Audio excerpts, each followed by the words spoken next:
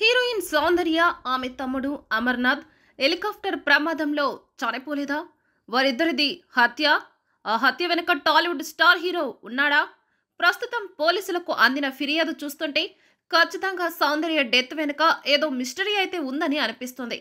ఇంతకీ విషయం ఏమిటంటే, సౌందర్య ఆమె తమ్ముడు అమర్నాథ్లను హెలికాప్టర్ ప్రమాదంలో హత్య చేయించింది యాక్టర్ మోహన్ బాబు అనేలా ఈ చిట్టిమల్లు అనే వ్యక్తి పోలీసులకు ఫిర్యాదు చేశారు. ఈ ఘటనపై విచారణ జరిపి వెంటనే చర్యలు తీసుకోవాలని ఈ ఫిర్యాదులో పేర్కొన్నాడు. ఈ హత్యకు కారణం ప్రస్తుతం జల్పల్లిలో మోహన్ బాబు ఉంటున్న నివాస స్థలమే కారణమని ఆయన చెప్పుకొచ్చాడు.